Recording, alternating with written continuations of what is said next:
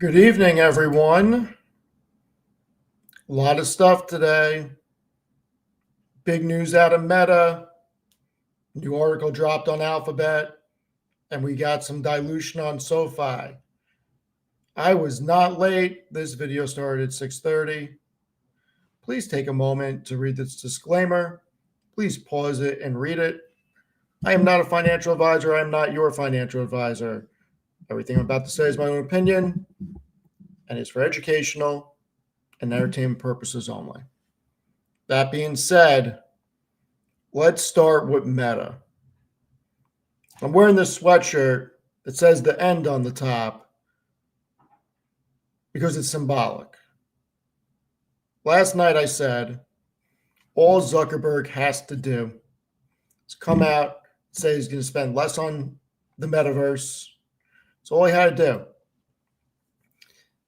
And what happens? I'll tell you this, he did not call me, everybody. He doesn't even know I exist. But he did what I said he should have done. It's just the stars aligning with the timing, in all seriousness. It is the stars aligning. So up to 30% in cuts for the metaverse. And Meta today reached 676. It finished up 3.5%, up 21.93. Now, shares closed at 661.53. They were on fire this morning. I think this has got a lot of room to run, and this is probably a precursor to what's going to happen on Q4 earnings. When Meta comes out and they show that the tax impairment was a one-time non-cash and it really only impacted earnings one time, I think this is a precursor of what we're going to see. I think we've seen Meta bottom for the time being, unless something happens in the future that is unforeseen. But right now, to me, it's the cheapest in the Mag 7. I mean, NVIDIA really is, but Meta, when I think about Meta and the actual people that are, or companies that are spending on CapEx, you got to exclude NVIDIA because they're the ones supplying the chips. So a lot of stuff. I haven't watched anything from CNBC today or Bloomberg. I've been extremely busy. There's 2 interviews I want to listen to, but we got exactly what we wanted for as shareholders. Metaverse is not selling. And I've always said that he has earned the right to spend on it. So I'm going to bring up the investor deck right now. Give me one moment.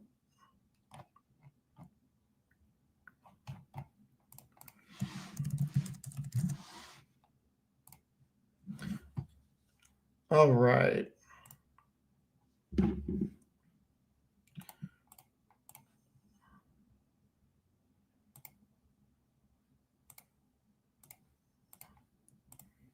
So when we go down to the actual cash from operations or operating income coming in, because that's where they list the metaverse. I pass it.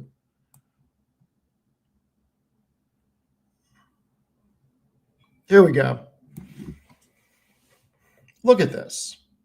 Every quarter since Q3 2023, Metaverse has lost more than $3 billion.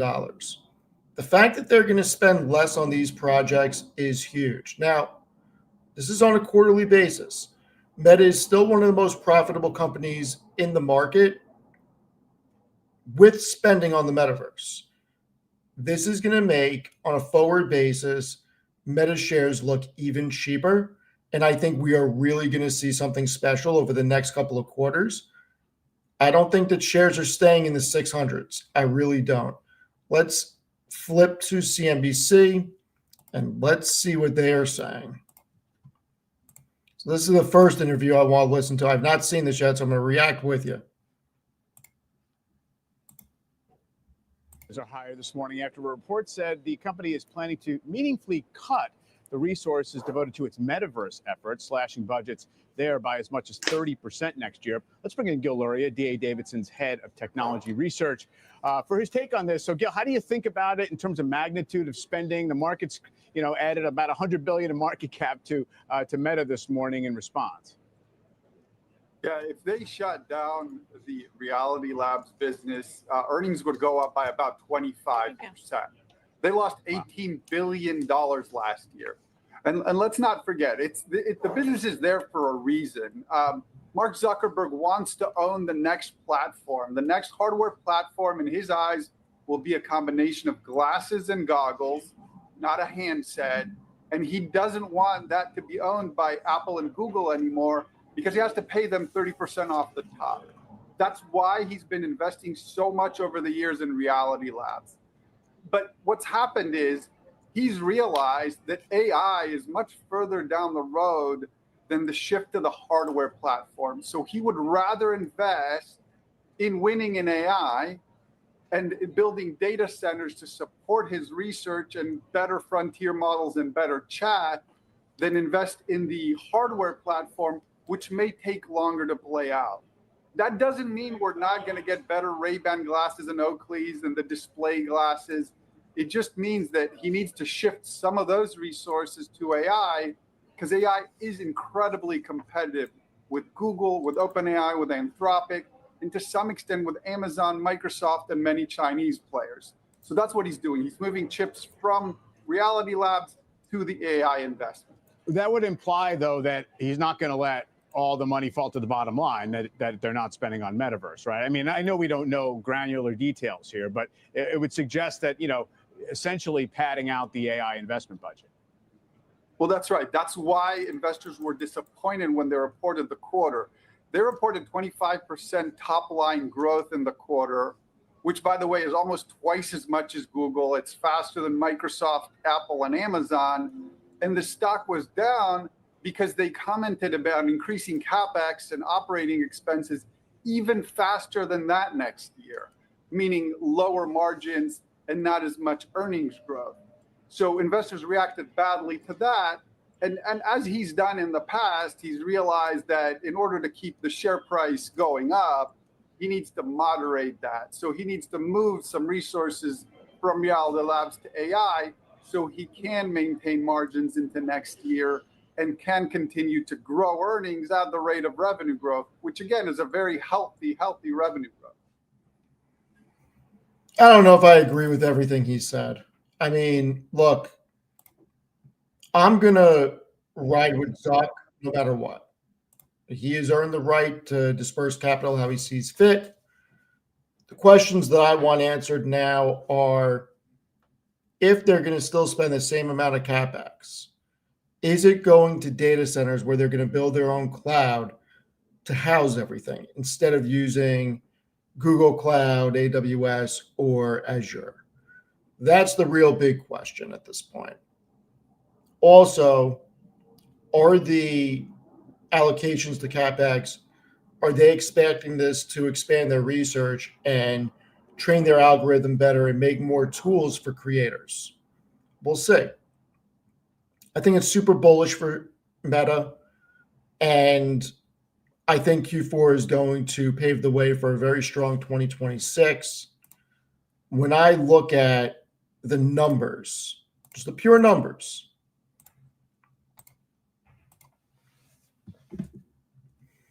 Meta is really interesting because it's the last one here of the big four on AI.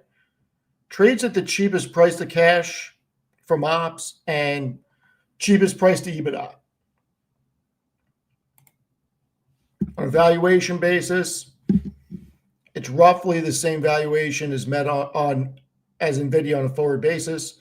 And you look at Microsoft, it's cheaper. Amazon, Alphabet, it's cheaper. I'm sticking with Meta. Meta's a dark horse for 2026. Very bullish on it. Let's get into Alphabet. So, as the title of the video says, I downgraded Alphabet today. Here's why. I am not bearish Alphabet, okay? when I downgrade something from very bullish to neutral, okay, that means I have no interest in selling my position, but I also don't have an interest in adding at this position. As you can see, I was bullish April 24th. It's up 100% since then. I was bullish in July. It's up 64% from then.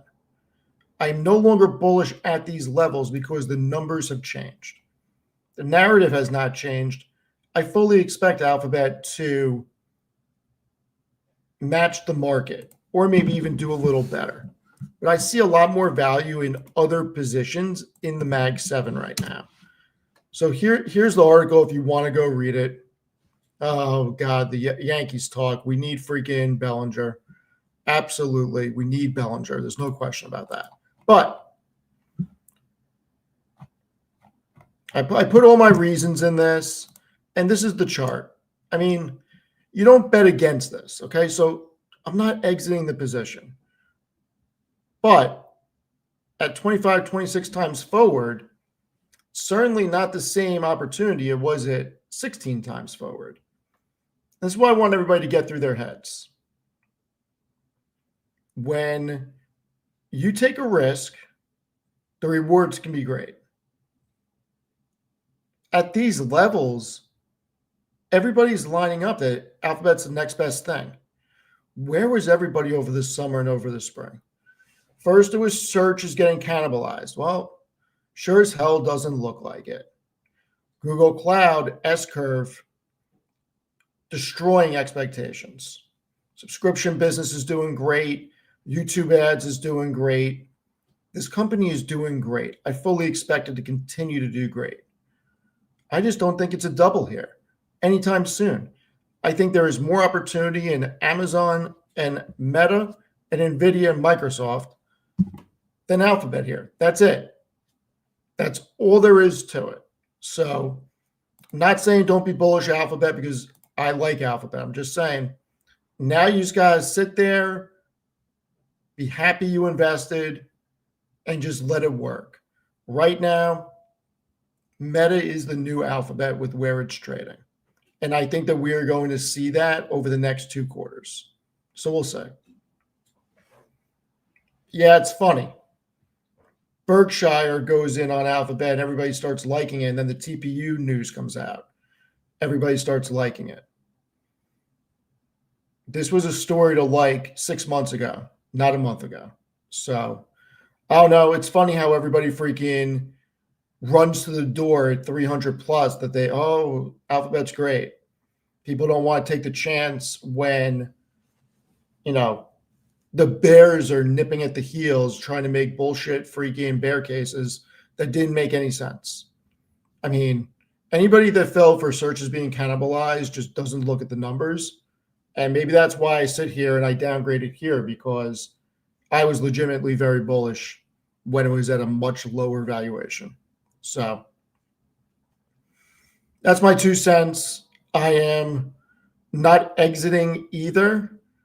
I'm just not interested in adding to Alphabet here. And quite honestly, I have a full position in Meta. I did think there was an opportunity. I still think there's an opportunity, but I think if you had picked Meta or Alphabet for 2026, at this point, I would think Meta is going to generate more ROI. That's just me. So we'll see. So there's a lot of SOFI news out. Let me bring it up. I know some of the guys made videos about it. I did not listen to the fireside yet, but they launched a $1.5 billion public stock offering. They plan to grant Goldman Sachs, who is the underwriter, 30-day option to purchase up to 15% additional shares. All shares in the offering will be sold by SOFI, which is dilution. Proceeds are intended general corporate purposes, including strengthening capital, improving capital management flexibility, and funding growth opportunities. I have no problem with this. Every time they've done a capital raise, what has happened? Stock is sold off and then they slaughter earnings and then it goes up again. Noto and Chris LaPointe know what the hell they're doing. The only reason they're doing an offering is because they feel it's in their best interest to do one. These guys are not doing a public offering for any other reason. So keep in mind, my average price on SoFi is under $10. If SoFi goes to 20, I don't care. Guys, as a long-term investor, I would rather them dilute shareholders if I think this is going to be a much bigger company than tap the debt markets and have to pay interest expenses and repay that debt. This is much better for the structure of the company. And if you don't trust the management team to be a steward of the capital, you probably shouldn't be in the company. So I fully trust Anthony Noto. I fully trust Chris LaPointe. And for them to do a stock offering, it makes me think that they're going to build out loans or get ready to launch more products or do something, which I'm good with. So that's where I'm at on SoFi. What did it do today? Oh, no. It's down 6% after hours. I mean, come on. It's at 27.75. Yeah, look at Lena. She bought 6. I mean, if this goes down to 25 or 20, does anybody really care? For the long run, do you really care? I don't. Especially if I think it's going to 50 or so at the end of next year. Now, tomorrow's a big day. S&P inclusion, potentially. I don't think it's getting in. If it does, that'll be great. We'll have a lot to talk about tomorrow night. But, we'll see what happens. SoFi is a phenomenal company. And I think that if you like the company and you've read up on the management team, Anthony Noto knows what he's doing. This guy was a top guy or a very top guy at Goldman. He's held a lot of CFO positions. And you have to really look into his pedigree. Look at the moves that him and Chris LaPointe have made. I have no problem with this. I'm really happy. You guys are saying that Roy gave it a 9% chance. Yeah, sure. I could see that. I mean, look, it's got a chance. I just don't think it's getting in tomorrow. So we'll see. We will see. I'm not sure if there's any other SoFi news out there today. I do need to listen to the fireside chat. Now, there is something interesting that I want to bring up off topic. Everybody who has watched me on Amit's show, oh, look at this. Is Netflix, I'm going to talk about Netflix actually. That was very interesting. So, anybody who has seen me on Amit's show or other people's shows have heard me talk about taking assets off the table. And I felt that these smaller companies should have been bought up by Netflix, Amazon, et cetera, et cetera. Now we get a very interesting headline that I need to watch. Netflix is leading bidder for Warner Brothers Discovery. I've been saying Apple or Netflix or Amazon should buy Warner Brothers Discovery since last year. Since last year. Now they're going to pay a multiple on it. Let's see what they're going to say. Reports about this race for Warner Brothers Discovery. David Faber last week at this desk said he might be calling in on his week off, and indeed he is. Let's get to Faber on what we know at this point. Morning, David. Good morning, guys. Seemed inevitable given how quickly things are moving. And what we can share at this point, according to people familiar with the situation, is that Netflix is in the lead in the bidding for Warner Brothers Discovery. Now, that does not mean that it ultimately will be victorious, but we are getting down to the very end of this process, of course. As people know, bids have been made a couple of times by all the parties. Could you imagine if Netflix acquires Warner Brothers Discovery? Could you imagine that? HBO. I mean, you're talking about the crown jewel of cable TV. HBO. I mean, the assets under that company is amazing. So this is a big move. This is a big strategic asset. And there is an expectation now that Paramount, if it wants to win, is going to have to come back at an even higher price. Now, specific to what that price might be, I can't tell you because no one has shared the specifics with me in terms of at least the overall numbers. Although it does seem that we're getting sort of above the mid-20s at this point. Most likely, I would say that's still got to be in the area of speculation, although perhaps informed speculation. What I can tell you is Paramount's bid is 100% cash, and that Netflix bid is believed to be as much as 85% in cash, the remainder in stock. And if things were to end today, Netflix would appear to be the winner of this auction. That said, it's probably going to go through the weekend, although we may very well see an end to this process early next week. And of course, the question for Paramount will be, what can they do to potentially compete with at least what seems to be, again, according to people familiar with the situation, a superior bid, at least in the opinion of the board of Warner Brothers, or those on the board who are making that decision, along with the company's CEO, David Zaslav. So any number of questions, of course, guys, when it comes to Netflix. We've raised them many times. The company has never put itself under the regulatory scrutiny that certainly would be coming with an antitrust investigation of putting together the #1 streamer with the #4 streamer. How long would the process take? What is the posture of the Trump administration in terms of Netflix? How long? How much do you actually put in a reverse break fee to assuage those concerns, given how long this could stretch for if Netflix were to win? And then, of course, the larger question, guys, which is, well, what does it really say about Netflix's view of its business if it's willing to have been as competitive as it has thus far? And, you know, we saw the decline yesterday in the stock. I think as shareholders beginning to realize that they very well may win this bid.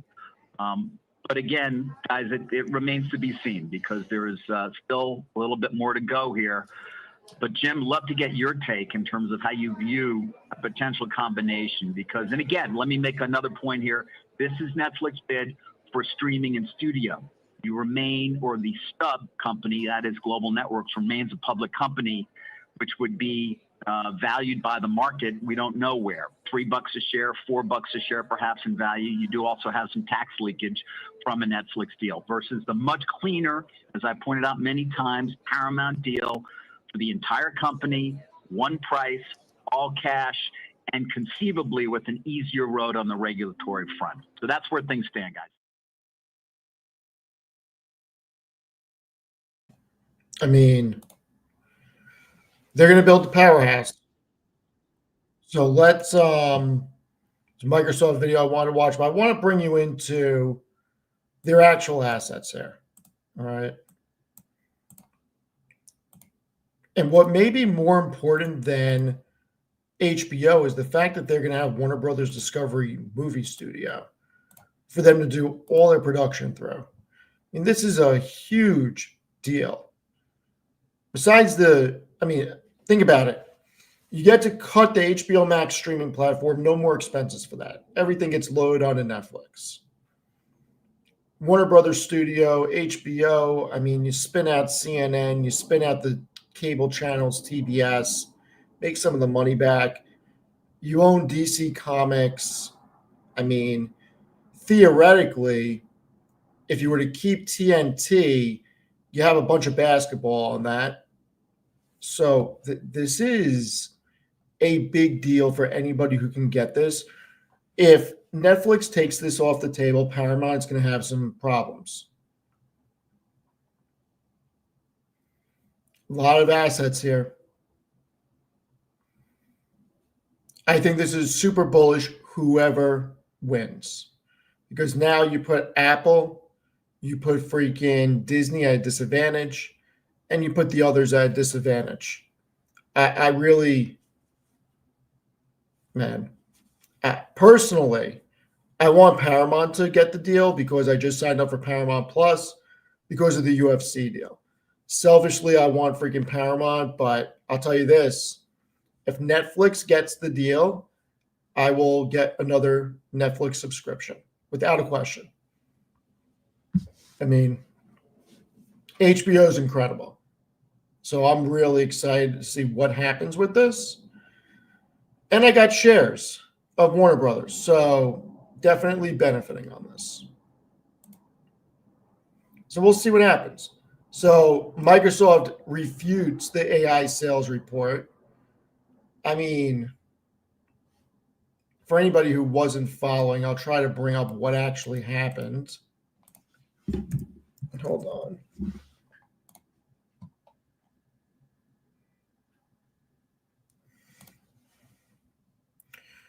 So shares declined at Microsoft because there was a report it was cutting software sales quotas tied to artificial intelligence.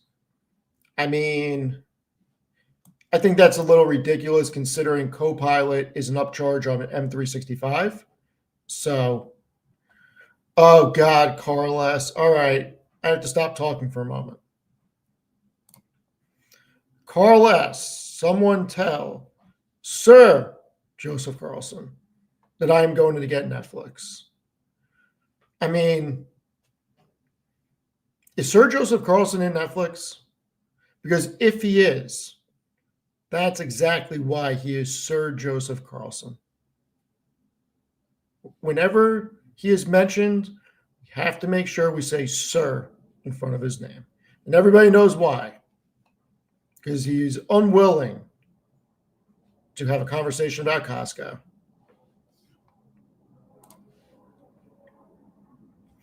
Oh boy, Sir Joseph Carlson is only in stocks that go up.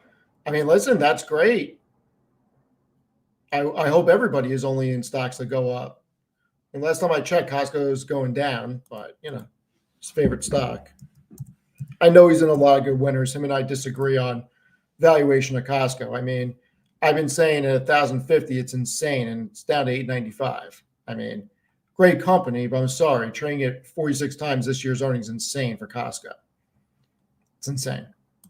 So I want to listen to this from Microsoft. So, whoa.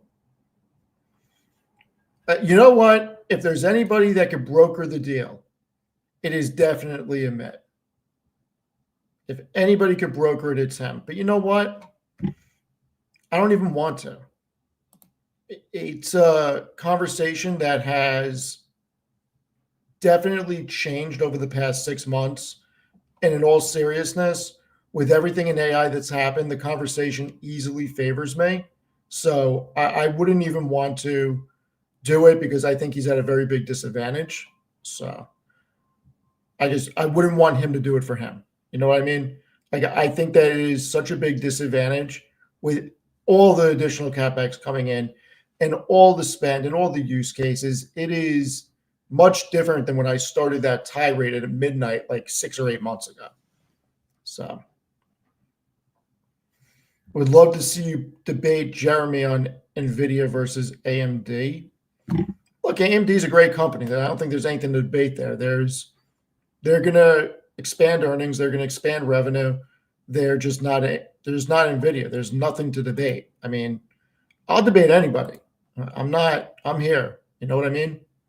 I'm not hiding. I use my real name. I'll discuss anything finance or economics. But when you talk about AMD and NVIDIA, there is a clear winner. Clear winner's NVIDIA, I'm sorry. Like, I'll move Broadcom out. So we get an AMD right next to NVIDIA. I mean, pretty hard to say AMD over NVIDIA when it's trading at a crazy multiple compared to NVIDIA. I mean, trades at more than double the profitability. And the profitability is insanely more for NVIDIA. $96 billion more. So, AMD is a great company. It's not NVIDIA, just saying. So let's hear the Microsoft thing. I really want to see what they're saying. And somebody is selling, which I'm shocked at. So give me a sec.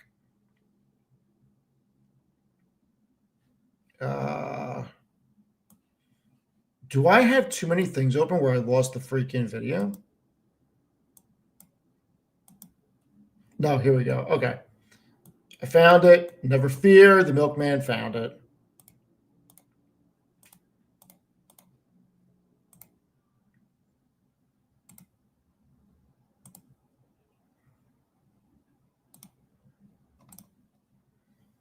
I said I found it, and I have it on one of my screens, but it doesn't want to come up for some reason. I don't know why.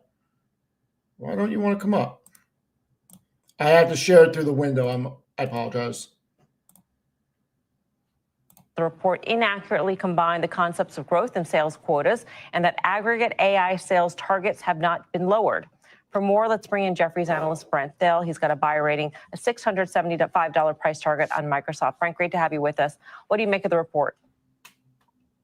I think it's a data point, and everything we're seeing in our Microsoft work, and I'm at the Amazon conference in Vegas, is suggesting that AI demand's accelerating. You saw it in Snowflake's numbers, you saw it in Salesforce numbers, you're seeing it in thousands of people here in Vegas walking around talking to end users that the era of AI is continuing to pick up, and agents are going to go live, and those agents are going to create more workloads for Microsoft.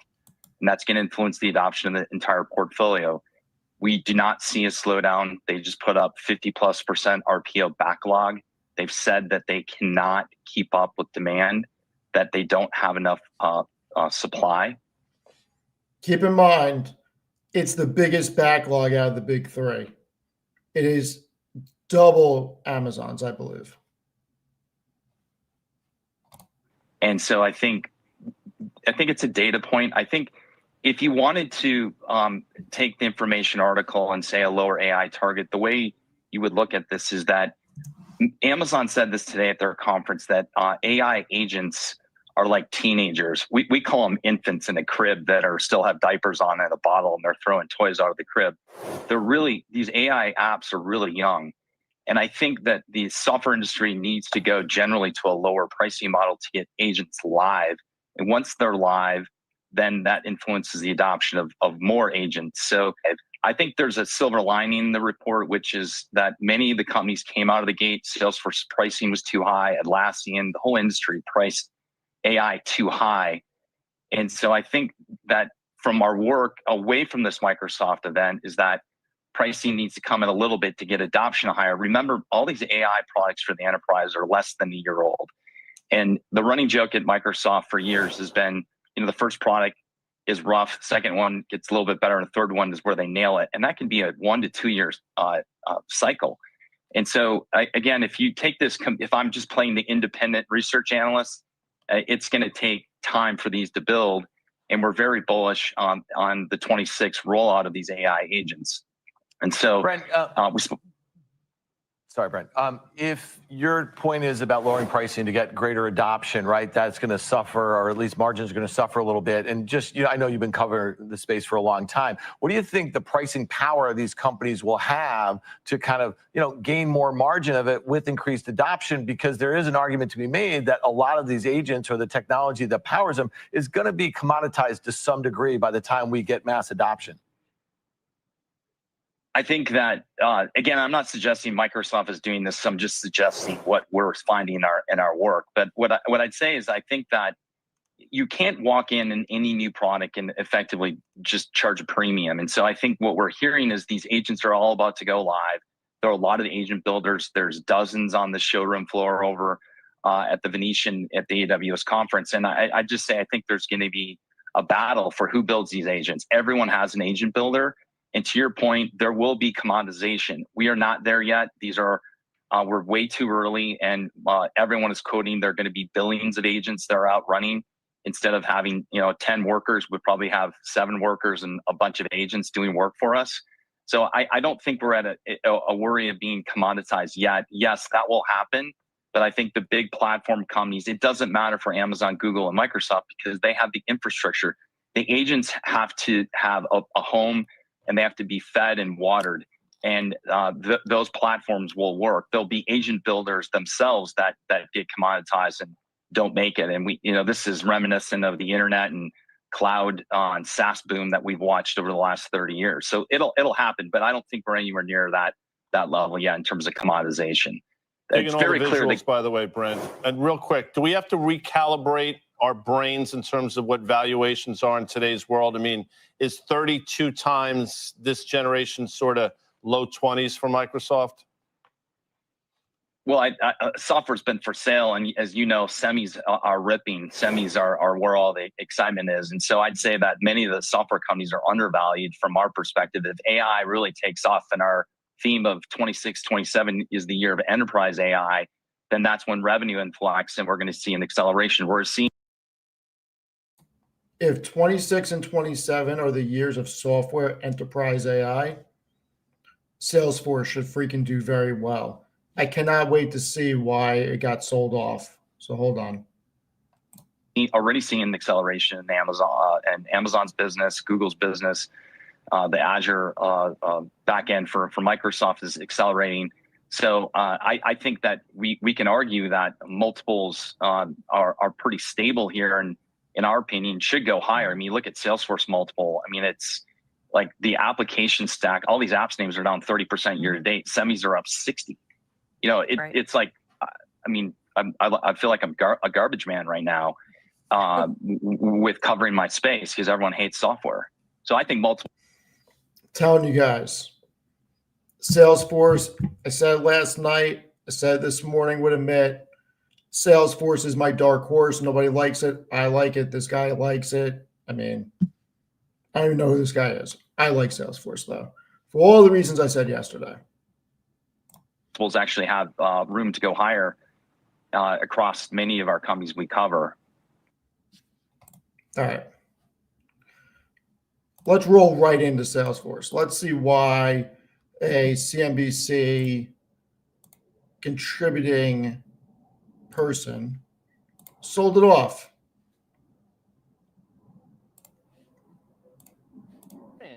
Throwing in the towel, so to speak, on Salesforce ahead of the earnings report after the closing bell today. You're not even going to wait to see what happens. Bryn, why are you getting out? Yeah, well, so I mentioned this on Monday. I've been in this stock for a minute, probably a quarter and a half. And I feel like when the market goes up, it doesn't go Last time I checked, a quarter and a half is a quarter and a half, not a minute. up. When the market goes down, it goes down slightly. I feel they're going to have very solid numbers, good free cash flow. We'll hear about some of their new customers. But ultimately, what makes a stock go higher? There's more buyers than sellers. And I feel that Salesforce right now, from a stock perspective, is stuck in the mud.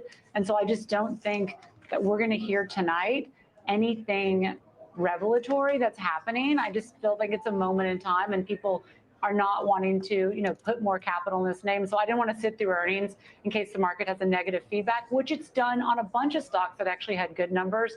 So I just, I wanted to sell before the earnings call tonight. All right, Bryn, so an interesting move here to not wait for any kind of validation one way or the other. I mean, you could be right about this or you could be wrong. Great move. It was up 3.66% today. It was up 874 today. Good move. It's also up another percent after hours. It just hit 250. Good move, though. About it, but Jim Lebenthal, maybe I'll go to you about this first. If you were an investor like Bryn, we just heard got the sales call in there for Salesforce, what exactly would make you as an investor want to get out ahead of understanding maybe what could be a catalyzing factor to the upside for a stock like Salesforce, even though it has underperformed? Maybe it gets a pop because something does get said that reinforces that positive narrative. Well, Dom, first off, let me say I completely understand Bryn's point of view. I really do. I mean, it's like, why fight this hard for a stock? And as much as I'm asking that rhetorically, I'm asking it myself with a very similar stock, Adobe, which will report next week. But whatever Salesforce does in the after hours and tomorrow will probably be echoed by Adobe as well. And basically what we have here, and I'm staying with it for now, and the reason that I'm doing it is because there is a strong disconnect between the operational results at Adobe and how the share price responds. Now, I think Bryn phrased it excellently, more sellers than buyers. That's been the case with both of these stocks and many in the software space.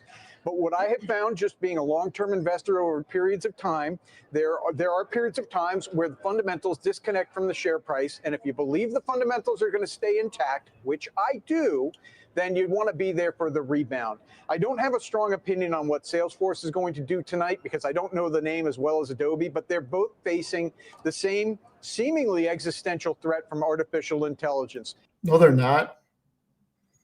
How? Adobe is a creator platform that you can just type prompts into ChatGPT or Gemini and get the same thing these days. Salesforce is the largest customer retention platform. I mean, they ingested over 3.2 trillion pieces of information last quarter. That's crazy talk. Both in terms of usurping the business and reducing the number of seats that actually use those products. But to date, it just hasn't happened. It shows up that the results are better than expected. It's what I expect will be in both names. Bryn, I mean, how do you respond? You just heard Jim's thought about this. Exactly. I mean, does he have it right, I guess is the point. Yeah, I mean, I think we're both right here. I think he's frustrated with Adobe for similar reasons. But I will say one thing on Salesforce, what I thought was peculiar. So I could be wrong, but I believe OpenAI powers Einstein.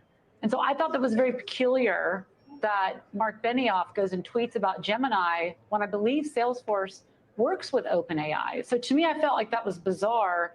And maybe they shifted that, but I know originally Einstein, I believe, was powered by like the ChatGPT version. And so to me, that was also peculiar and another sign of like, well, aren't you supporting the underlying technology that's supposed to be working using all these agents? I just think at the end of the day, what's given me direction is the stock price. I don't need to wait to get confirmation. The market is telling me it's not doing anything, by the way. I hope they have great numbers and it's up 20%. That's great. Right. But I mean, to me, the stock price is telling me what's happening. I agree with you. We both may be right, and you haven't been in it for long. So I actually applaud you for getting out and not being, stuck with it.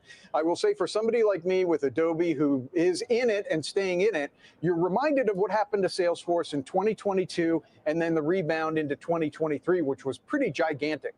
And this isn't at Bryn. This is just for everybody who's watching that sometimes we stick with these stocks where the fundamentals are better than the share price would otherwise say because the rebound is imminent. All right, Joe, what do you think? Based on the strategy that I utilize to take positions in the market, I'm on Team Bryn for this one. While I'm speaking, if you could show up a 52-week chart of the IGV, which is software, you're going to see it's basically flat. It's unchanged over the last 52 weeks.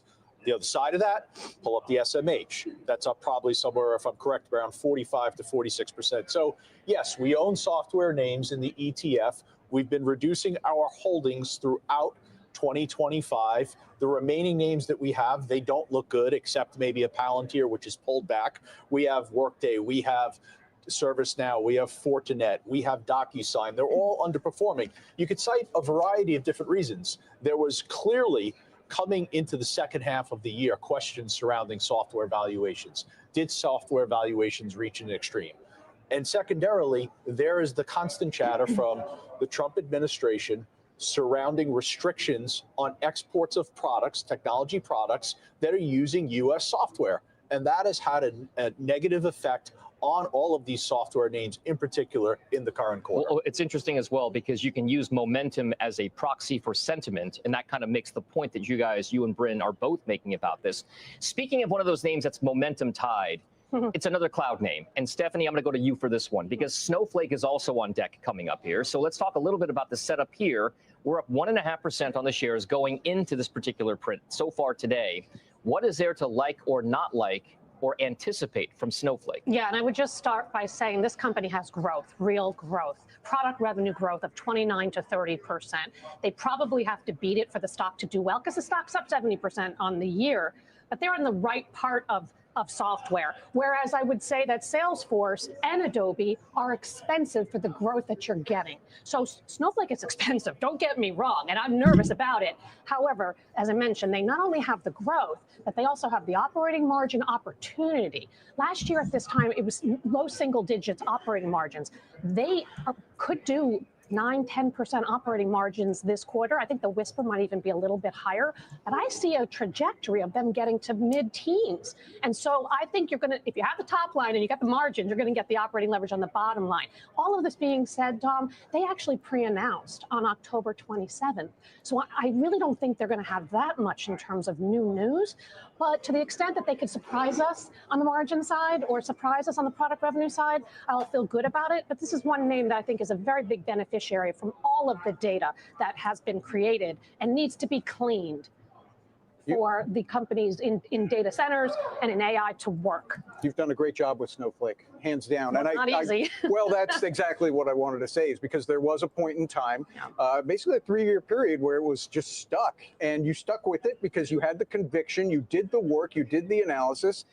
Frankly, that's what I see in Adobe. I may well be wrong, all right? I'm not, and everybody listening, I'm not right all the time. We all know that. This business of predicting the future has error in it.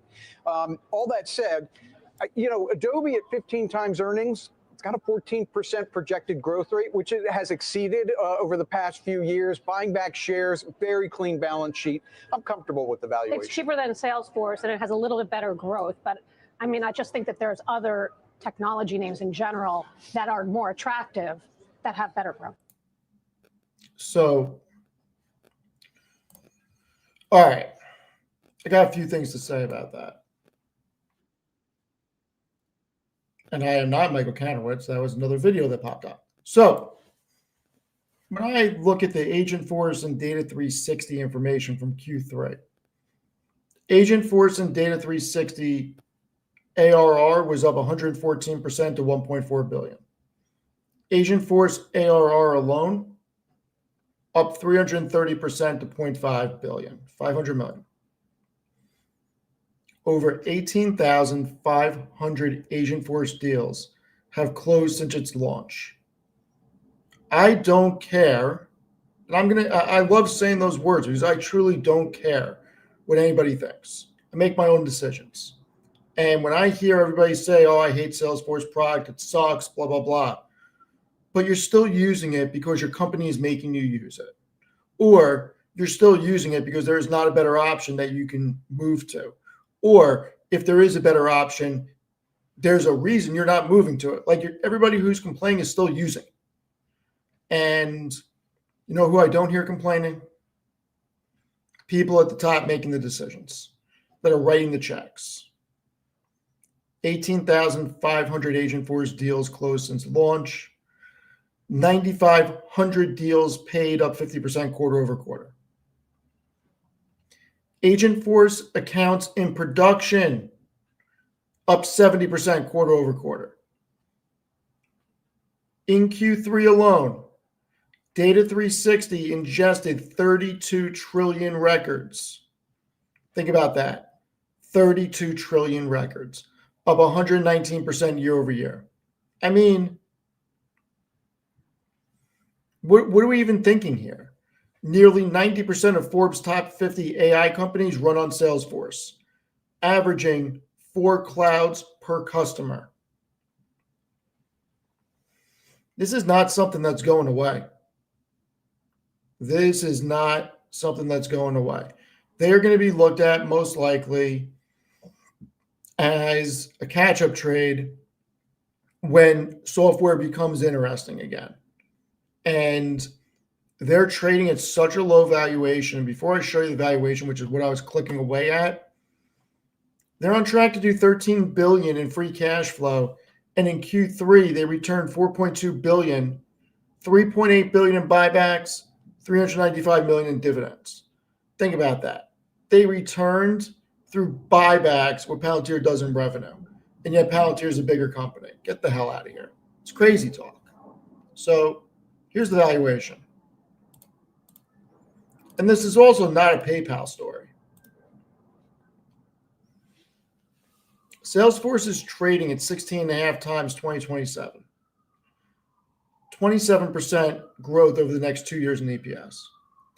This is cheaper than NVIDIA, cheaper than Meta. It's got roughly the same growth as Meta projected over the next 2 years.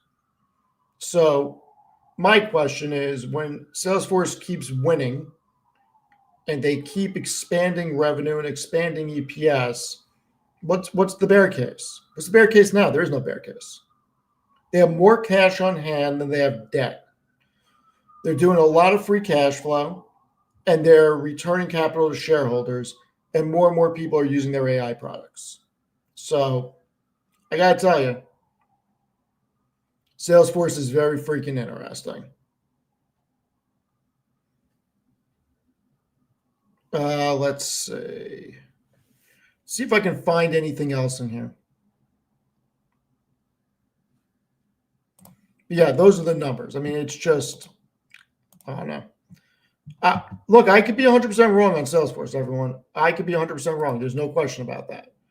I'm looking at this from the numbers and from going through the data, and the data does not suggest people are using other platforms.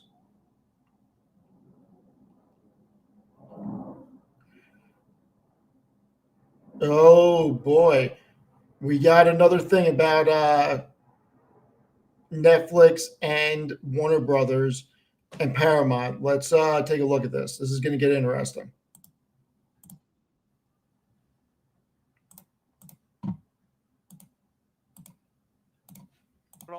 With Matt Bellin, he is founding partner of Puck, also the podcast host of The Town. Matt, I looked at the letter as well. The language, again, not a lawyer. I do have a law degree. I would say this. It seems like they're priming for a lawsuit if Warner Brothers goes with the Netflix bid. Would you agree with that? I would, as also a former lawyer, I would say this is what you do as a pre-litigation letter. But I also think that they are targeting these independent directors at Warner Discovery and basically warning them, saying, listen, you might be hearing something from management. David Zaslav, the CEO, is on that committee steering the transaction here.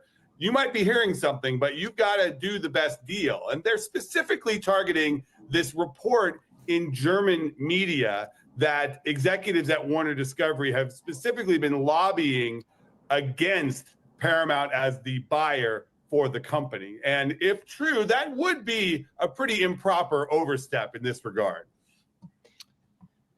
I'm curious where we think this will leave them, why the investors, Matt, seem so unhappy about it with the shares near an 8-month low. Well, this entire saga is pretty upsetting for, I think, the Netflix shareholders. They're looking at this saying, well, why are we doing this? And what, we have such clear focus here. Why are we going after this asset that we don't particularly need, or at least the management has not articulated the reason why they need this asset? And then the prospect of getting into prolonged litigation here, I think, is not great for if you're a Netflix shareholder when they've really been on a roll. Now, obviously, there are reasons why Netflix would want these assets. The intellectual property of the Warner Brothers studio is pretty powerful, and that 100-year-old library could power Netflix in a way that would really supercharge its business. Plus, it would give it control of HBO Max, which they could either shut down and eliminate a big competitor, or they could operate separately or put it as the tile on Netflix, or all sorts of things. It would really give them a boost. But obviously, that's what Paramount is making the argument on antitrust grounds here about, is that this would be the most powerful streamer gobbling up a big competitor, whereas they argue, at least, the Paramount transaction would be a little bit cleaner. It would be one studio buying another, taking 5 buyers down to 4, but they believe they have a path through the Trump administration to get that approved. Yeah, because regulatory issues are an issue. Some of that might involve our currently parent company, Comcast. You can comment on that, but also comment on this. What ends up happening to CNN? Okay, CNN's a brand. I got a lot of friends there. I'm sure Kelly does too. You probably do too, Matt. This is kind of being tossed around inside. Everybody just talks about the movie theater, movie studio, the IP of Warner Brothers. Nobody talks about CNN. What happens to that? Well, to be clear, the Paramount bid is for all of the company, including the assets in the cable universe, which includes CNN. So if Paramount wins this deal, they would own CNN. And there's been talk about you merge that with CBS, which they own, right?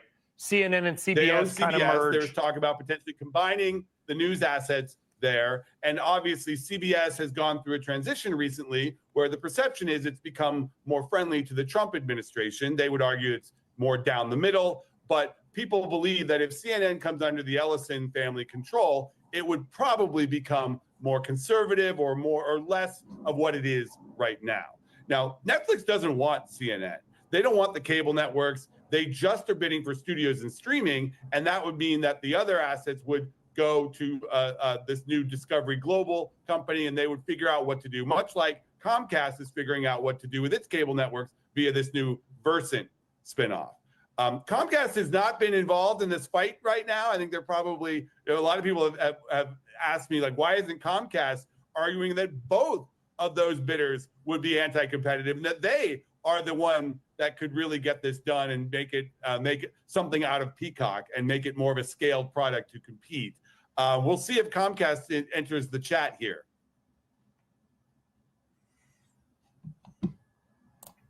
So I don't know who's going to win. This should have been done a while ago. Somebody should have taken Warner Brothers Discovery out now. Their numbers are very interesting. You're not just getting, look at this chart, everybody. Oh my God. Hold on.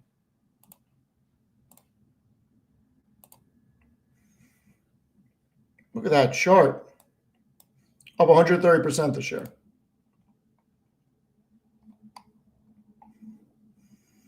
They're doing $38 billion in revenue with close to $8 billion in EBITDA.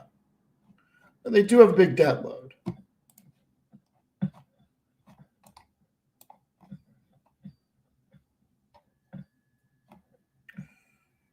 $33 billion in debt. So they are leveraged quite a bit. But this is something that, look, Amazon should have bought them or Apple.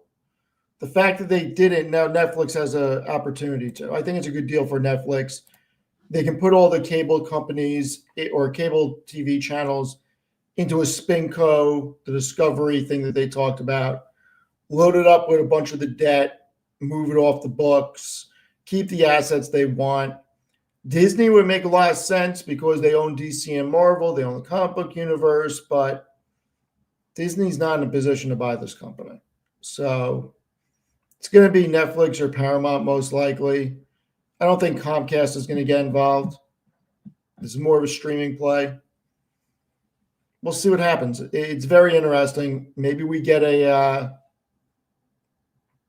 news over the weekend about what happens. I would not go chasing Warner Brothers here, though. I have no idea what the bids are going to be, so I could not tell you.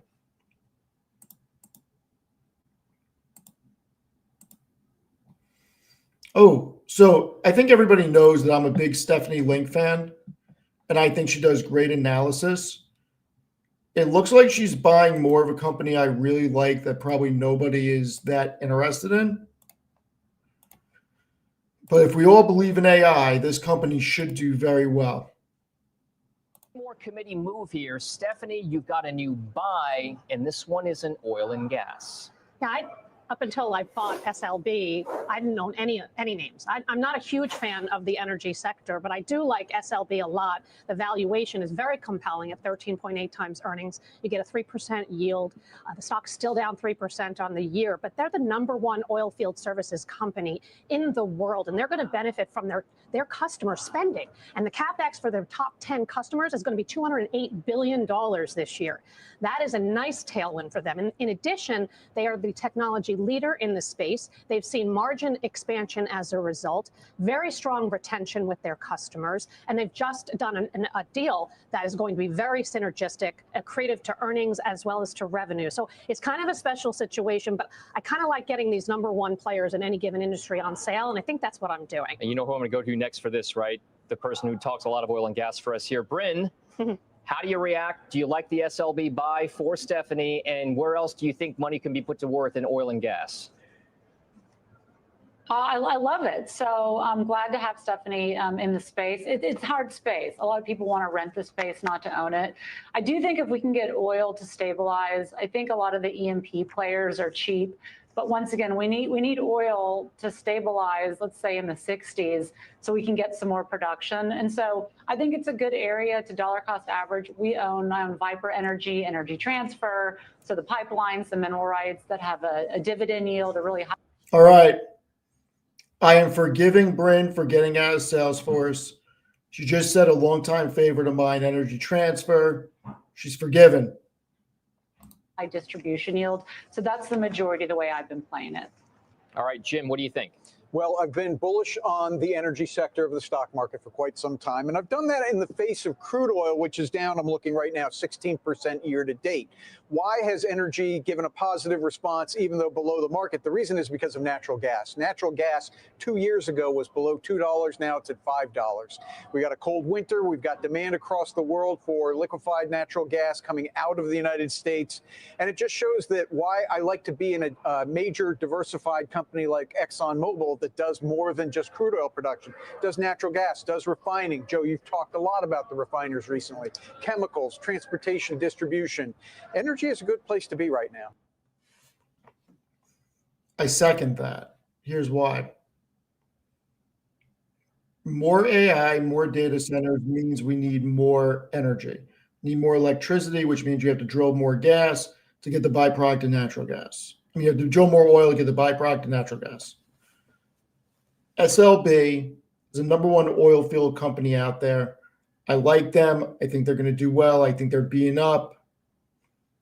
ET is interesting too, 120,000 miles of pipeline, huge storage.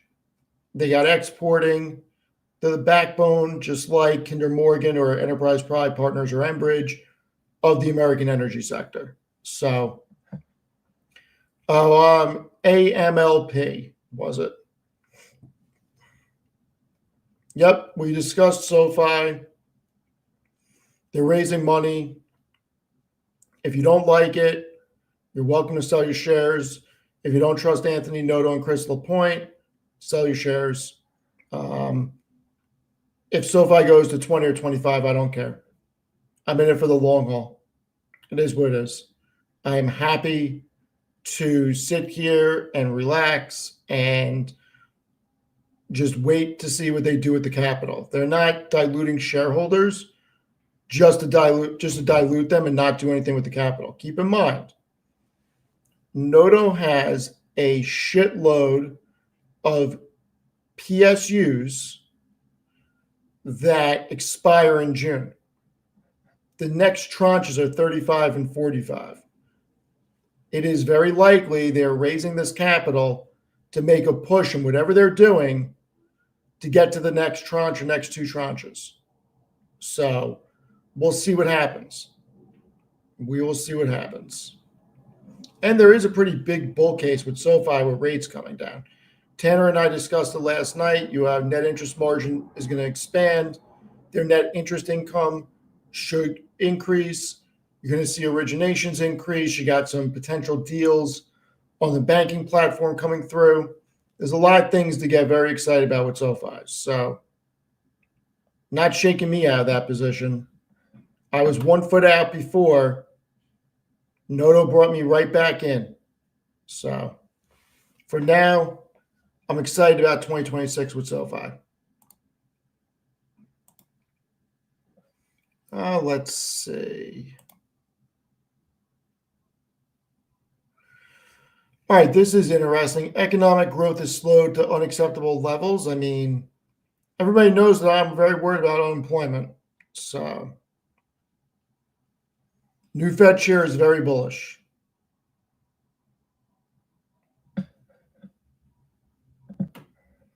That's very funny.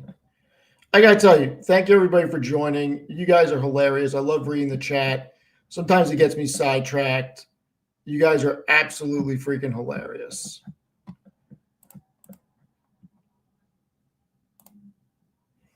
Yeah, I mean, listen, let's talk about BMNR and Ethereum real quick. BMNR is starting to rebound off the bottom. Is it where it was? No. But at the same time, it's not a horrible chart. And we've gone from, call it 24, 25, back to 36, 32. BMNR is a play on Ethereum. If you're not bullish on Ethereum, you have no business being in BMNR. I could not tell you if Ethereum is going to do well over the next 3 months, 6 months, 2 years, or 5 years. My opinion is that Ethereum is going to do very well over the long term, and I'm happy to be in it. I'm still building my position in BMNR, and I'm still building my position in Ethereum. I have no idea when the top is and when the bottom is. All I know is that Ethereum has huge drawdowns, and I buy on drawdowns. So it is what it is. All right, I got to ask, what is all this camel goat milk you guys are talking about? And seriously, I've been seeing it come up, but what are we doing? What camel milk? Why? Is this something I need to get on?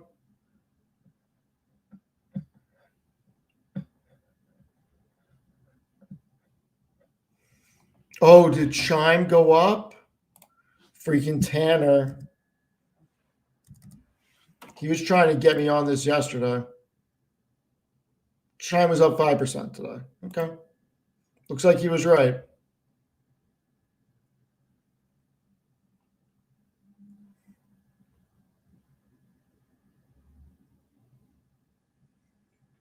I don't follow Uber much. I can't really give you any insights.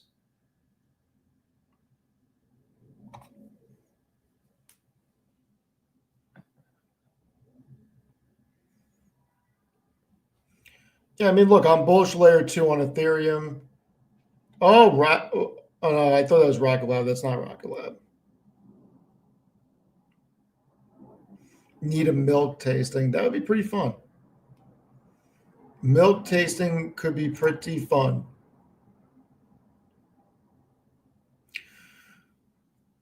Hold on one sec.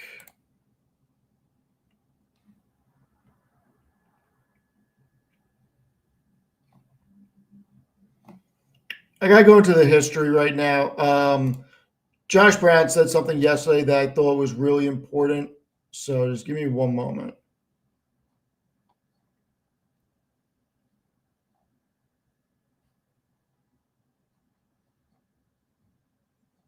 I should have freaking bookmarked this. I definitely need to start bookmarking this stuff.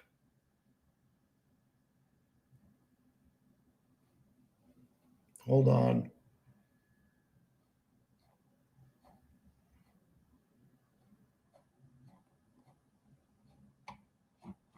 Was he on this one?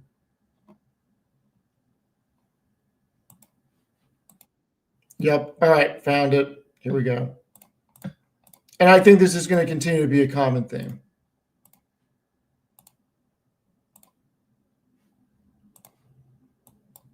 Palantir is as well. Josh, the final month of this year underway. How do you see things today? So I was talking to somebody last week about what's like the most obvious thing that you think is going to happen that people still aren't expecting, even though it's obvious, like kind of joking around. And the truth is they're going to buy these Mag 7 stocks. And I know how badly people want there to be a new narrative.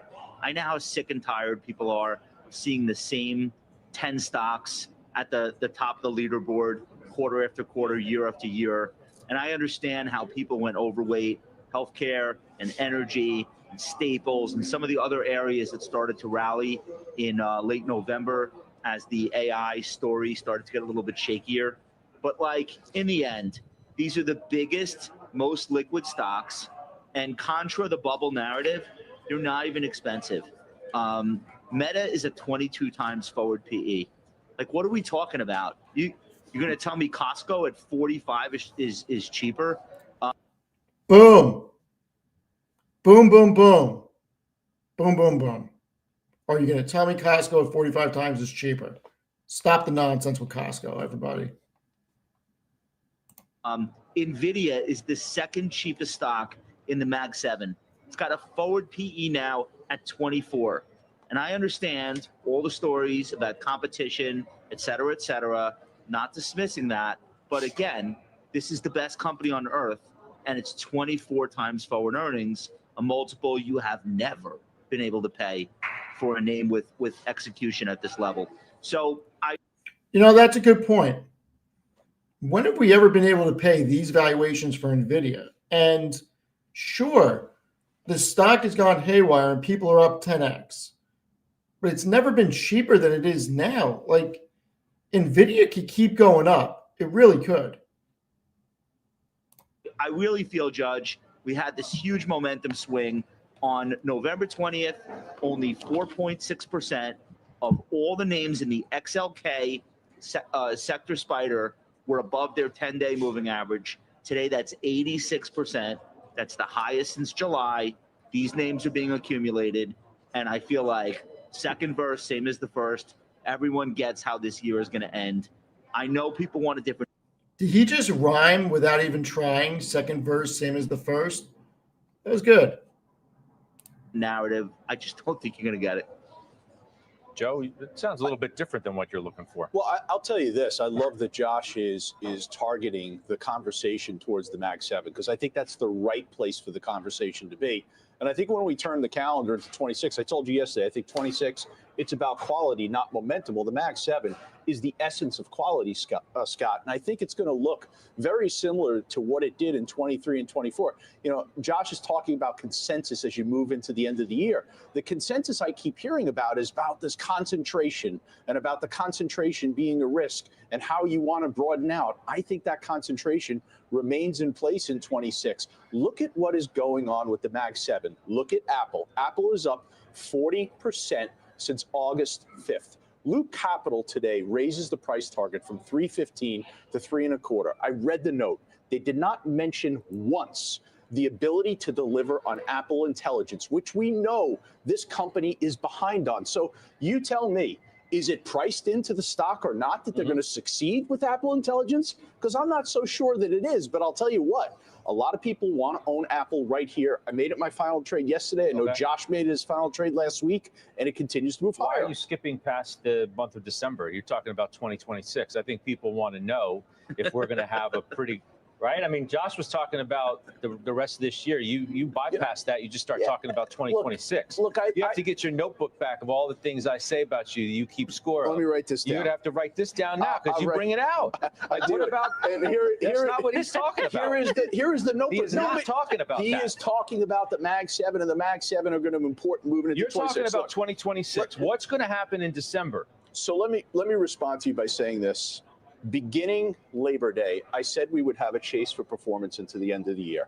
And I think we'd agree to a certain extent that we've had it.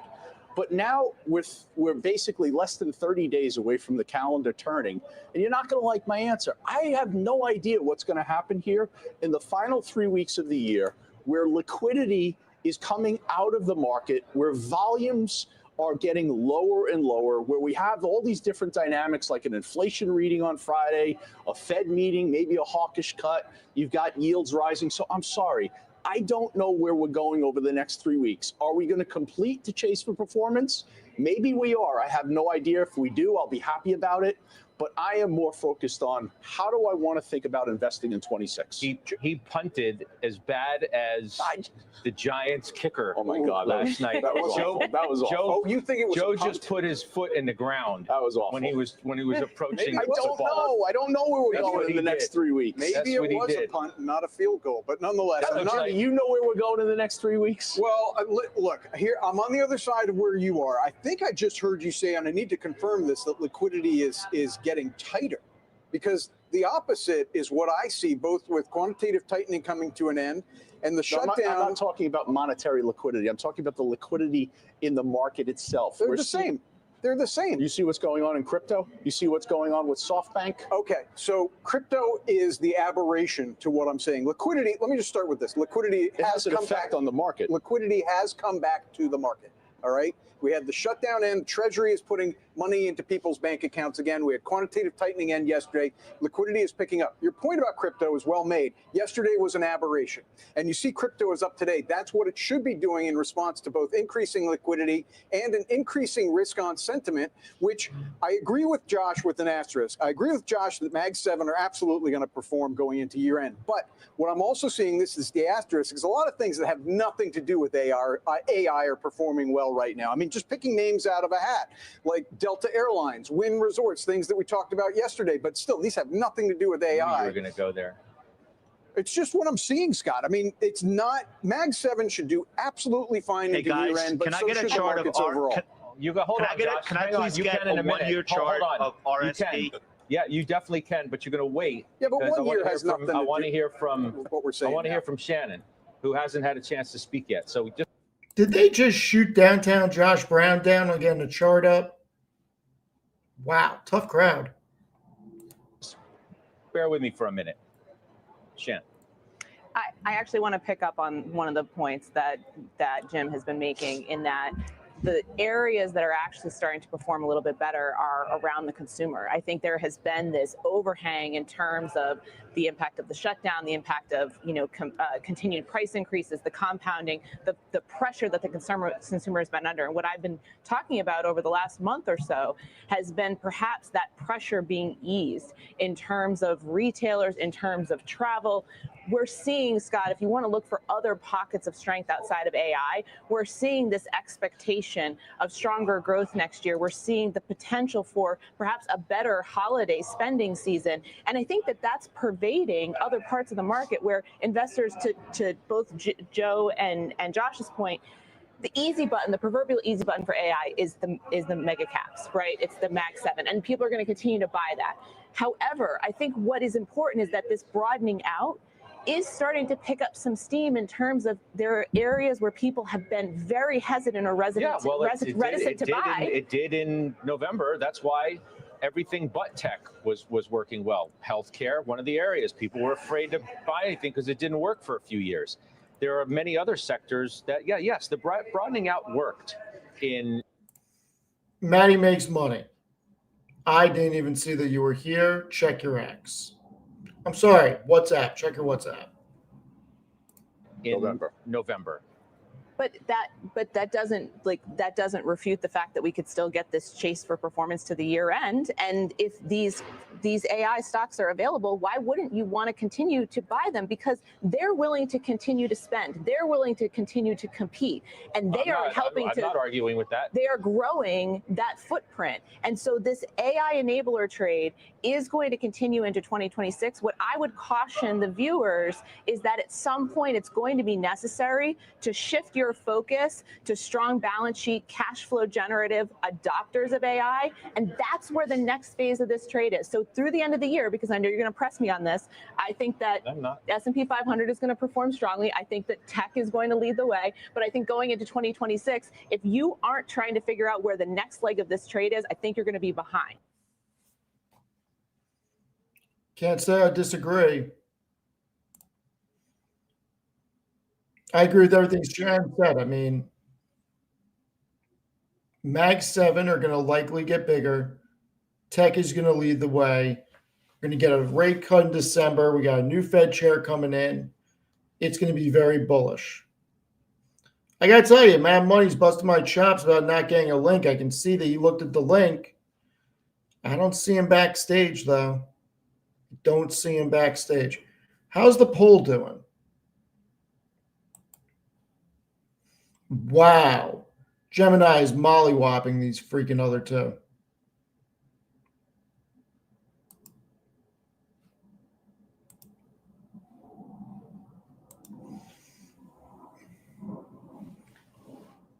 Oh, look at this guy. Steven. Maddie makes money. What's up? You think you're better than me? Well, I mean, you no longer look like you have a punching bag behind you. That's because my face is the punching bag, Steven. How are you thinking? How are things? You know, hanging out with all the people. I appreciate you. Best community in the game.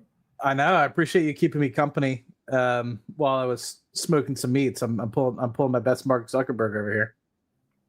You're a good role model. So how do you feel about Zuckerberg taking my advice? What happened? I don't even know. Oh, Jesus. Oh, firing everybody? Is that what you mean? Saying that they're going to reduce spend on the metaverse by 30%.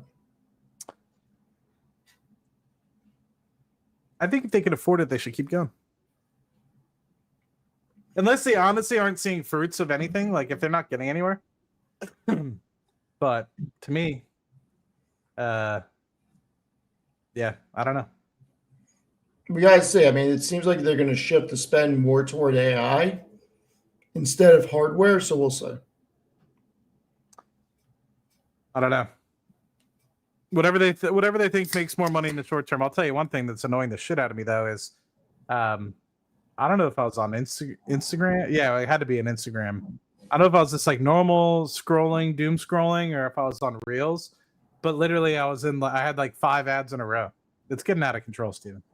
They need to tone it back a little bit. I don't know what to tell you, Matt. I don't know what to tell you. Steven, why do you hate Rocket Lab? Who hates Rocket Lab? I don't hate Rocket Lab. I know, I'm just giving you shit. Rocket Money, baby. Is it up today?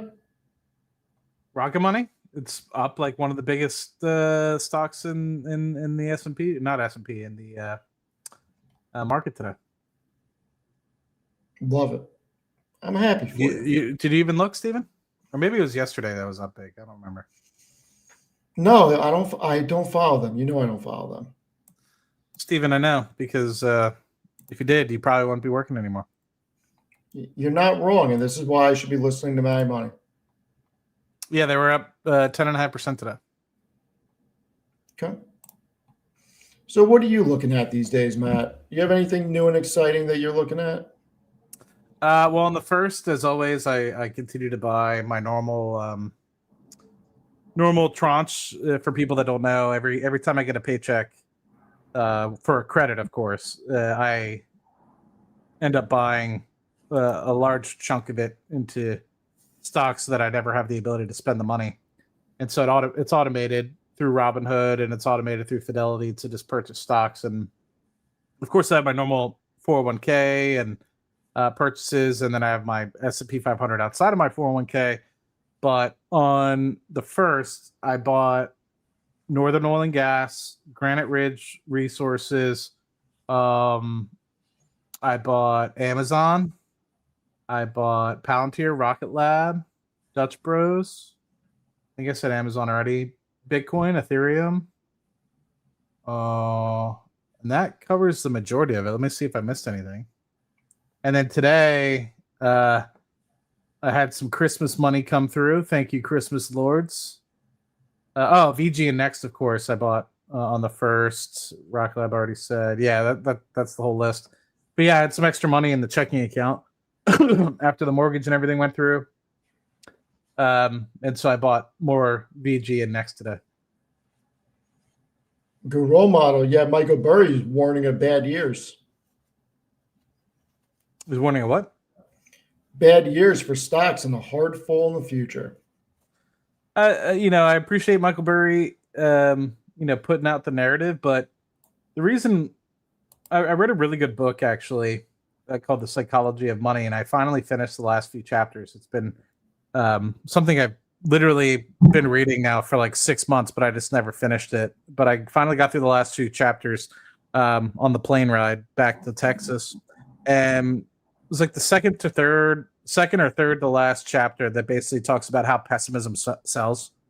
So you can tell people till you're blue in the face, like just like what I say, every time you get a paycheck, invest, in over 30 years, you're probably going to be a multimillionaire and you're probably going to be able to retire comfortably. But people don't give a shit about that, Steven. People want to hear about, oh, this stock's going to zero tonight. Doom and gloom, the world is ending, because people are obsessed with narratives. And unfortunately, they don't want to see things that take 20, 30 years to develop. They want to see something that's immediate. And so they'd much rather talk about a stock that's down 20% than overnight than the stock that's up 20% over the course of the past year. And it's really sad. I think this is normal human psychology. I don't think it's anybody in particular. I'm not calling out anything. I think it's just normal human psychology. But I think you need to fight against your natural human instincts and really think about, how to set yourself up for success. And I still see so many people like trying to fit, like, for example, you're a big Meta guy, right? I see so many people out there that are like, oh, Steve's in Meta, so I have to buy Meta. It's like, well, not necessarily, right? And I see so many people trying to fit a square peg in a round hole. And exactly one of the things that I want to preach again is like, I buy VG Next because I'm looking 10 years out. I had somebody reach out to me to be like, Matt, like, I have 2 years. What do you think is a better buy, VG or Next? I'm like, well, if you're looking for the next 2 years, I wouldn't buy either of them, right? Like, I can't guarantee. And like, what about 5 years? I'm like, hold on.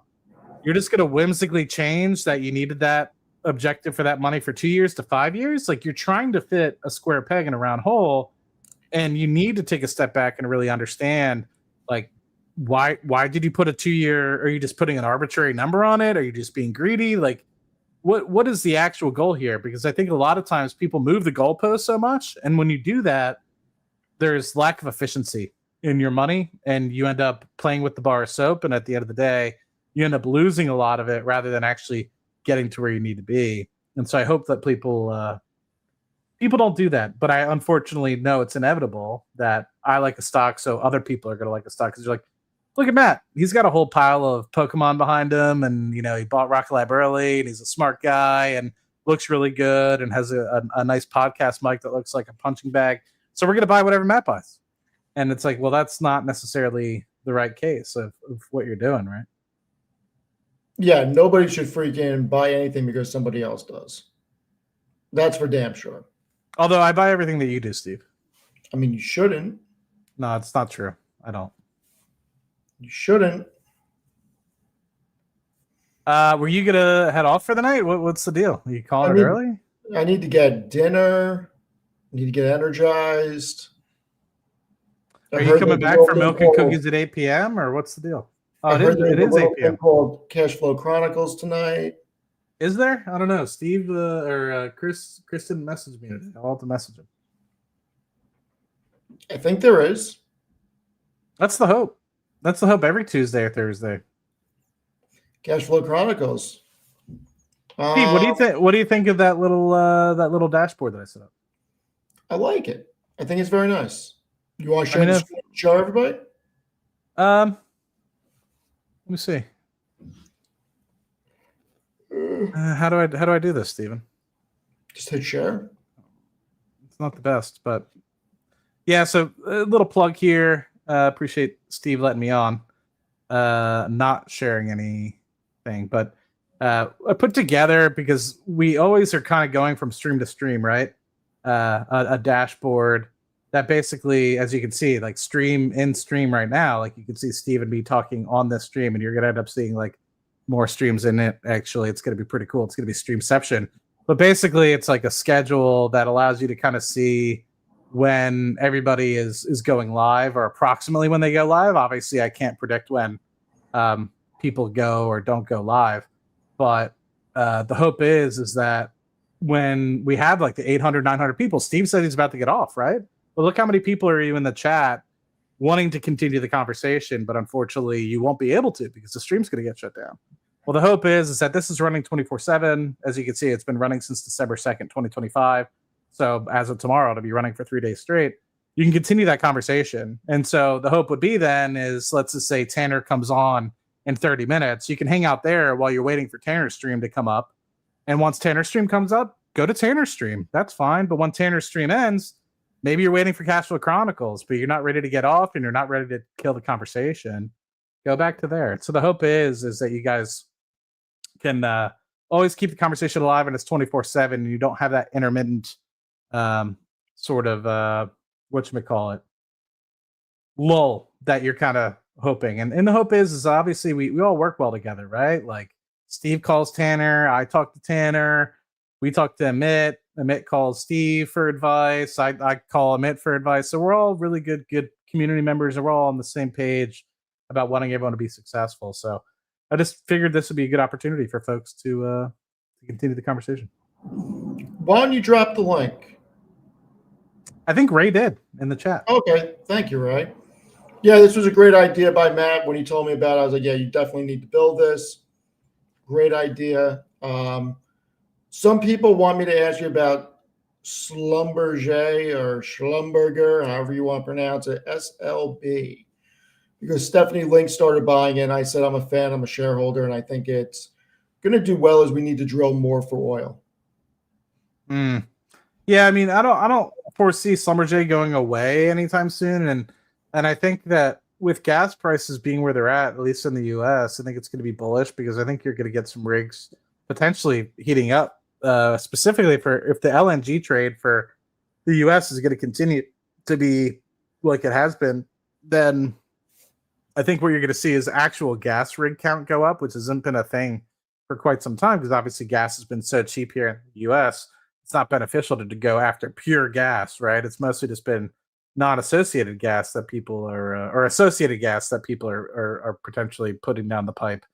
And so now people are actually going to go with non-associated gas and actually try to get that that actual dry gas reservoir, wet gas reservoir sort of stuff. So I don't think it's bad. And from what I'm seeing, I don't know if we are going to have a traditional like drop down to $40 or $30 or anything like that. But what I will say, and I pat myself on the back here, is like I remember all of 2024, everyone being like, we're going to 100, we're going to 100. And I said, no bueno, we're definitely going to go below 70 and we're definitely going to go below 60. And we've been below 60 now for a couple months. So happy to see that. And I don't know. I think long term, Schlumberger is okay.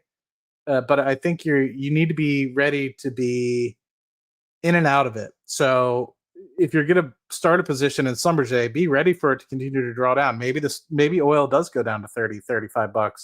If that's the case, that's when you need to be continuing to add. Schlumberger is one of the premier service companies. And they're probably one of the top 3 within the world.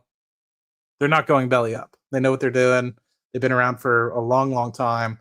So if anybody's going to survive an oil downturn, it's going to be Schlumberger. And so add dollar cost average when it goes down, and when the stock or oil price goes up to $90 or $100, Bob's your uncle. Sell it, take your profits. Oil stocks to me are generally not something you hold. They're to be bought during cyclical times when you think that the bottom or a crisis is coming. I have previously held oil stocks for a long time, and I also get share-based compensation in oil stocks as well. And it's always performing best to buy in, and you will perform better after a recession than when oil's at $100 or $120 a barrel.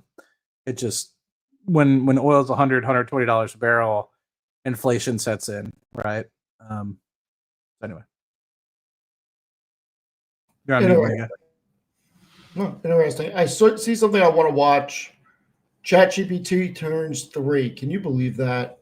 3 freaking years already. Not long enough, Steven. Wow. Some would say you're right. Not buying BM&R. I don't dislike BM&R, but I believe that crypto winter will be something that happens within the next six months or so. And so if I were to buy any like MicroStrategy or BM&Rs of the world, I would wait until then, personally. For me, of course. Do it you everyone else has bought BM&R except for me. Deirdre Bose is taking a look at the shift from disruptor to incumbent. Good morning, Dee. Hey, good morning, Carl. So ChatGPT, yes, it changed the world, but it also awoke a giant. If year 1 was about magic and disruption, year 3 is about math and scale. It's a game that the incumbents like Google, they were built to win. Now, year 1, let's call it the model era. The narrative was code red, ChatGPT as the Google killer. The moat was simple, who has the smartest chatbot, and the winner was the startup that could move fastest and break things. But look at year 3, that has changed. Google isn't dead, it's approaching a $4 trillion market cap, and the moat has moved. Gemini 3 is widening the performance gap over GPT-5 in key areas. The moat is now the hardware, the cloud, the distribution to billions of users. Now, this high cost is also why the financing has changed. In the early days, innovation was funded by VC checks and optimism. Today, it is debt and capex. OpenAI's partners are piling up $100 billion in debt, while Google is spending from a cash-rich balance sheet. Now, of course, all of that industrial capital, it only matters if users are actually buying in. So the true validation of this trillion-dollar bet, it's user behavior. Look at this data from SimilarWeb. It shows a critical shift. While ChatGPT still dominates raw volume, the average user is now spending more minutes per session on Gemini. So that is a stickiness flip. It suggests that users aren't just searching anymore on Gemini, they're using AI for deeper work. Now, the momentum supports that. ChatGPT's mobile growth is flattening while Gemini's app usage is going vertical comparatively. Now, this also underscores, guys, the danger in the AI trade going forward. Investors, they have piled into Google as though this is a winner-take-all trade, while year 3 clearly signals that AI is behaving like a commodity. So instead of consolidating models, they're specializing and fragmenting. So year 4 is for the orchestrators. The lead is fleeting. The cost of intelligence is collapsing because open source models, often backed by Chinese labs, they're providing cheap, high-performance alternatives. So 3 years later, guys, this is the reality check for OpenAI. Investors will have to judge whether that magic of year 1 can translate into monetization, and which will be required for a massive IPO as they plan. Yeah, I mean, I feel like that DeepSeek moment is still ingrained in investors' minds, especially in technology, and we're wondering where is there going to be a DeepSeek 2, or is that what we're going through when we hear some of these updates from China or from other competition? I would say it's ingrained, but also, Sarah, somewhat dismissed. I mean, I hear a lot of people still pointing to, look at how overstated that DeepSeek moment was. Markets, NVIDIA, et cetera, have recovered, but it's actually just accelerated. Chinese open source models get better and better. They get cheaper. They get more efficient. So I think there is another shoe to drop. And I think you have to look around, what are developers, what are enterprises, what are they building on top of? And I think the answer that would surprise many people is that those open source models from China are gaining a lot of traction, not necessarily in the US, but all over the world. Coming back to that question, what do we want the world's AI to be built on? American AI or Chinese AI? That's going to be a big topic in the year ahead too. Year 4, we'll call it. And Eric Schmidt has spoken recently about what he sees as millions of models underneath that sort of open source architecture. You know, we talk a lot about direct to consumer, but it's probably not a coincidence today, Dee, given your story, this partnership between OpenAI and Accenture trying to get this in front of people at the office. Right. And it used to be, partner with OpenAI. That was like a year 1 and even a year 2 thing. And that sort of halo effect would bring up other companies saying that they're serious about AI.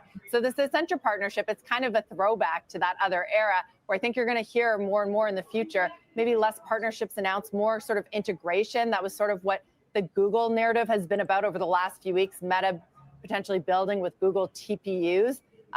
You're going to need more than just a partnership, something to slap on your AI. It's going to be deeper than that. And that's what we'll see. But Accenture, it's up, 3%. So maybe still a little bit of that halo, but I think it's harder to come by. Matt, what do you think of the whole TPU versus GPU thing? I think it's still too early to tell. The code that you need to use to utilize the TPUs isn't as widespread as CUDA or CUDA, whatever the hell it's called, CUDA. And that has been kind of the norm of what normal people utilize to be able to take advantage of NVIDIA chips. And so you can't just take a regular code and put it onto an ASIC chip like a TPU and expect it to perform the same. You have to kind of change the code. And I'm not exactly sure what that entirely needs in order to be able to do that. But it takes time, right? It's not like you can just interchange them fine. But I think if you have a very specific item that is very replicable, that you can set the code up for, I think a TPU is going to be great because it's specialized. You can kind of repeat that. But if you're looking for any sort of research where things aren't exactly binary, not a 1 and a 0, and they're more in a gray space, the GPU is going to perform better. And for the people out there that are kind of thinking about it, like, you're still going to need a lot of rendering. You're still going to need a lot of image creation, etc. Those are all going to happen on your GPUs, and a TPU can't do that sort of thing. A TPU can't deal with video. It can't deal with creating like media and stuff like that. It can deal with text and kind of going through a lot of that laborious sort of very consistent sort of automation aspect of things. But when it comes to creativity, it's going to struggle. And maybe they are able to figure out a way that it works better. But for me now, I think that there's still a blocker. Not to say that it'll change in the future. Google's obviously very adaptable. They're very innovative, and so maybe they end up coming out with something that is okay. But there's just a lot of cons associated with the TPUs, but there's also a lot of pros. So I guess it really just depends on the situation. Interesting. And you have to use Google Cloud as well, and that may or may not be useful because some of your data you might want to have across multiple platforms. You might want to have AWS, GCP, as well as Azure. If you're doing TPUs, you have to utilize GCP. Yeah, I think it's going to be a highly specialized chip that is going to augment, not replace. And that's been my thesis. So. And if Steven says, then it's probably the truth. I'm going to get going. I need to go have. What are you getting? I don't know yet. Are you going to have blueberry pomegranate drinkable yogurt with it? No, a little late for that. A little late. It's only 8 o'clock. Steven, do you see what I got? A little dairy product for you. I was like, you know what? I need a little pick me up today. Got a little Chobani. Not sponsored. All right. The mocha tiramisu. We'll see how it is. I'll let you know. All right, I like it. You're a good man. You're a better role model. Please go follow Matt at Real Money, at Matt Real Money. Jesus, you're in shambles. Yeah, at Real Mad Money. Cash Flow Chronicles will probably be on tonight, so please go watch that. And I will see everybody later. Enjoy the rest of the night, everybody. You guys in the best chat, really appreciate you guys supporting us. And check Matt and Chris out later tonight. Matt, any last words? No, but keep the conversation going on the Street Exchange if you guys want. If you want, I'll just leave this running if you want to stay. Up to you. Nah, I'm gonna eat my delicious yogurt and I gotta get something done. I meant to send something out before I left the office and I just completely forgot. Sounds good. Well, thank you, everybody. See everybody later. Have a good night.